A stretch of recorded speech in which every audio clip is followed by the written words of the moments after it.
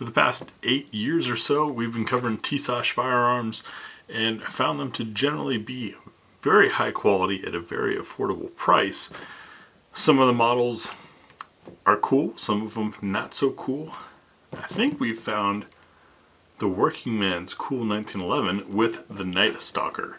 Tabletop review and field strip coming up next on GBGuns.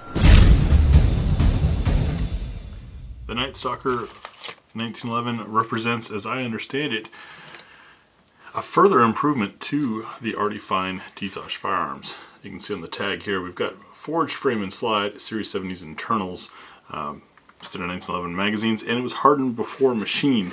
They have also done away with almost all of the MIM parts. Now, MIM, metal injection molding methods, have improved greatly since the 70s, when people thought that, or when there were issues with them in firearms. However, there are still people who haven't gotten over that and don't trust it on name alone. As I understand it, the only MIM part in this gun is the spring plunger, which, who cares? But anyways, in the box, we've got one mag in the gun, a second mag. These are Metgar 8-round magazines. That's right, folks, this is a 45 ACP. We have a federally mandated lock and a nice durable chamber flag, as well as a bushing tool for those who don't have something like the Real Avid tool. I love this thing.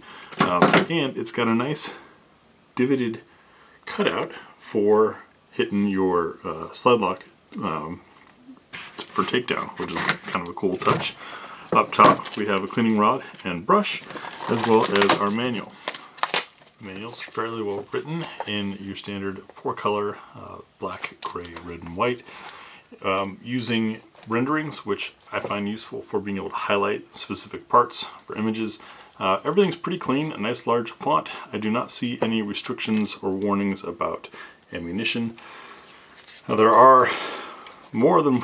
is more than one way to field strip a 1911.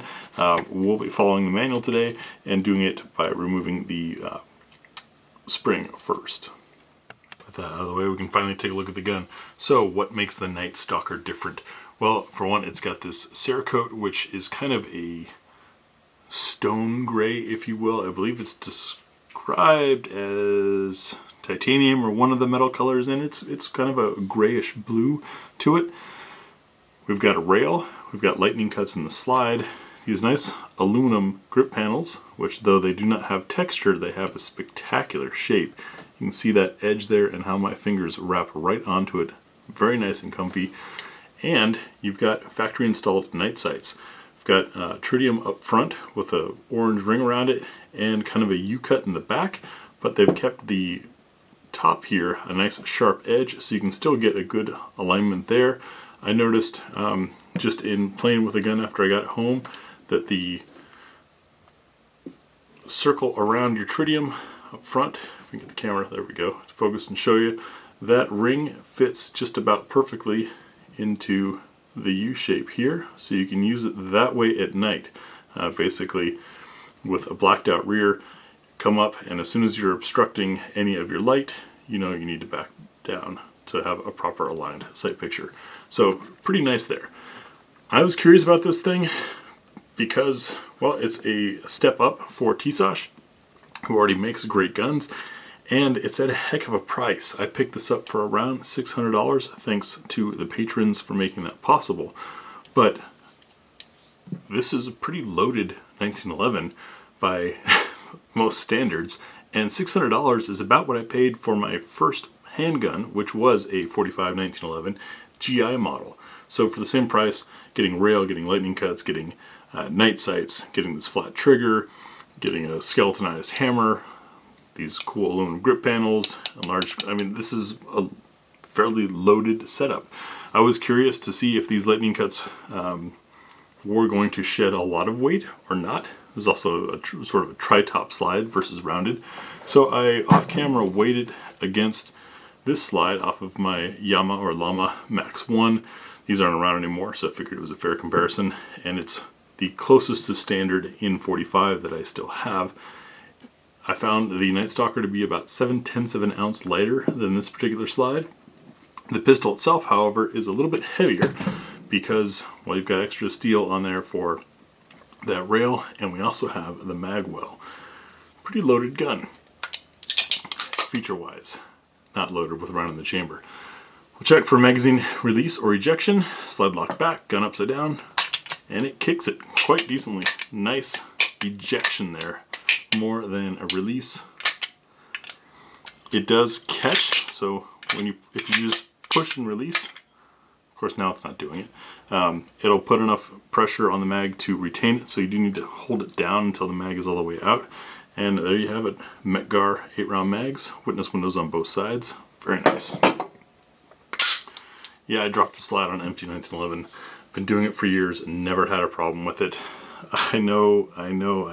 There are a lot of older guys with older experiences that say that's a terrible thing to do, but in only 2 decades of 1911 ownership and use, and granted it's not my everyday gun, I have never had it cause an issue on a modern pistol. Enough said. Right, up front you can see we have our bushing, and of course a 45 barrel looks awfully thin compared to 9mm for most of you 9mm guys. That's because it's usually they're keeping the same size slide and filling in the space with a narrower barrel. You saw our sight already. That gives you a close look at the cuts. Plenty of rail space, no texturing on the front of the trigger guard. Coming in close, we've got the standard relief there. This trigger has an interesting flat face, but some angles to sort of direct your finger to the middle. Speaking of triggers, since we're here,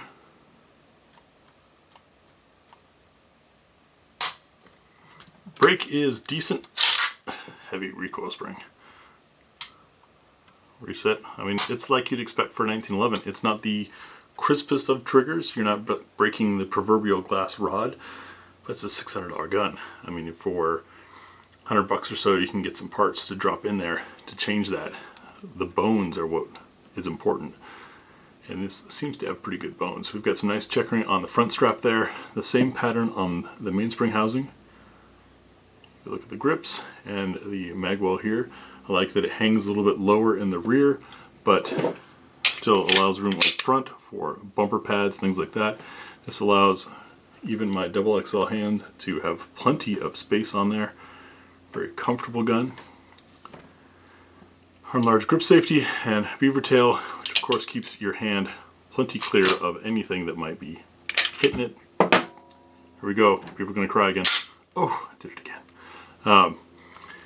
Looking at slide to frame fitment, you can see there it's tight enough to push the oil out. You have a little bit of side to side. A bit of play. The barrel, of course, locks tight, as it should for a brand new gun. Ambidextrous safety, I checked for wiggle between the two sides. There is just a little bit, but this safety has really nice, definitive pop into and out of position. Not too heavy, not too difficult to do. Next we'll field strip this and take a look inside the Night Stalker. Field stripping is just like any 1911. It's not a full length guide rod, so we don't have to worry about any tricks there. After checking clear, you're going to turn the barrel bushing. This is where that bushing tool fits if you want to use it. I'm going to demonstrate doing this without the tool to show you that it's possible and what struggles there may be or may not be. Push down on the plunger and rotate this piece 90 degrees. Ease that tension out. Spring. Now with the hammer back, to make things easier, we're going to bring the slide back, and this is where I had it catch on me earlier. I believe what was catching there is the plunger inside, because as soon as I tilted the gun to bring it away, check it out, it moved just fine. Bring this back to line up that cutout over our slide lock release, and then push from the other side, and you notice that this side is nicely relieved to allow you to get your finger in there. However, sometimes it can be tight, and that's why that tool had the included little detention to push on it. Pull that straight out, and now we can bring our slide off the front. Get the plunger out of the way, and this bushing, which has to rotate the other direction to come out. And Now with that out, making sure that this link lays down, you can bring the barrel out the front. Give you a look inside the slide. Now I did notice with this Cerakote, and this happens on a lot of Cerakote, that it's got, on this matte finish Cerakote, it has a little bit of texture to it. So the gun feels a little, not rough, but it's not slick. So obviously you'll want to add oil. It comes with plenty of oil in it, but you'll want to add oil, and all of those rough spots will smooth out over time with shooting it, because Cerakote wears. It just happens. You look at our frame. It's very nicely put together. I'm not the biggest fan of the matte on the finish, but that's just a personal thing. For me, 1911s aren't something I would go fight with. They're something that I take to the range to enjoy. Let's do chamber fitment check while we're here. I don't have any 45 match anymore, so I'm just going to use some PMC bronze. Hopefully it's good enough. We'll drop in and listen for the plunk. See if the round can rotate. And there's a little bit of friction there. That could be dirt. Round still falls out nice. Or it could be that the throat is a little rough. We'll find out when we get to the range and start shooting some various loads through it. You can see chamber support there.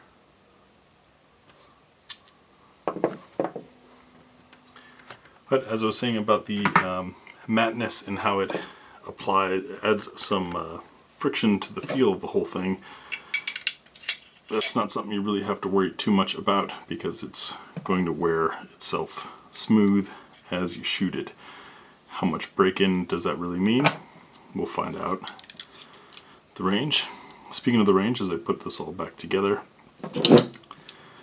in our range video you'll see the absolute first shots through the gun. Cold shots. We'll do a full magazine +1. Check these mags, but them being Mech-Gar, I'm assuming they're going to be pretty good. Now this is a tricky spot. You just saw me shake it there. The little eyelet that hangs from the barrel, you need to have a line up with this hole, and sometimes that's what just happened to me. In fact, rather than fight it, bring it up and push it down again.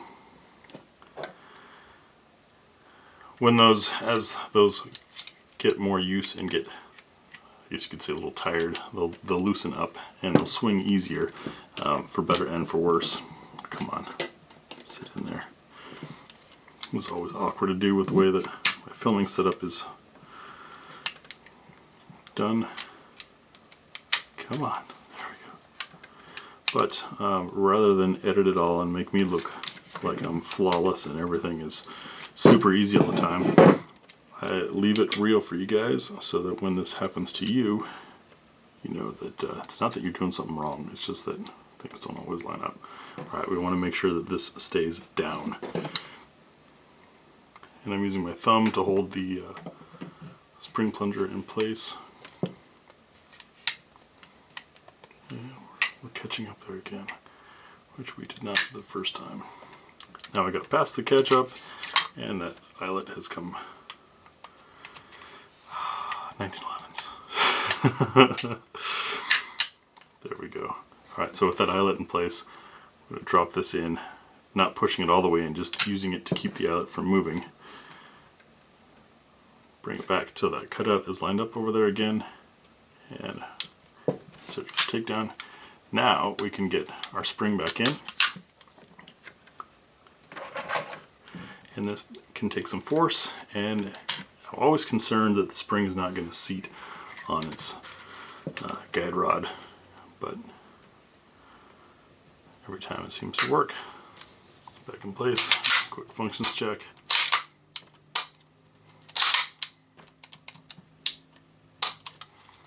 So, seems pretty darn nice. I'm calling it the working man's fancy gun, because this is one heck of a package as far as features for about $600. How well does it shoot? We'll find that out on the range. Thanks for stopping by. We'll see you guys out there, and thanks again to the patrons who made acquiring this possible. See you later.